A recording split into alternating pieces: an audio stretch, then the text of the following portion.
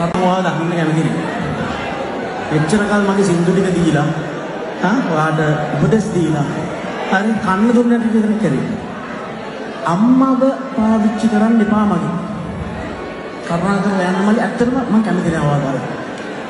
මෙතන දැකපුවා ඇති. මගේ අම්මට බයින්නට තියන්න බෑනේ පුතේ. ප්ලීස්. බොරු කරන්න එපා. ආන්නේ අම්මට බැන්නාන් පස්සේ ඒ බැරිය ඉවර වුණා. ප්ලීස්.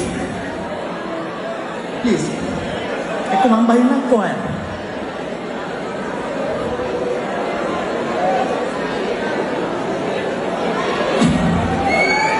Right. Sorry, අවුරුද්දක් ඉස්සෙල්ලා තමයි හැමදේම මොකද වෙන්නේ. හැබැයි දැකපුවා ඇති මේ ක්ලිප් එක අම්මට ගුණහර්පෙන් බයින්න කියන්න බෑ.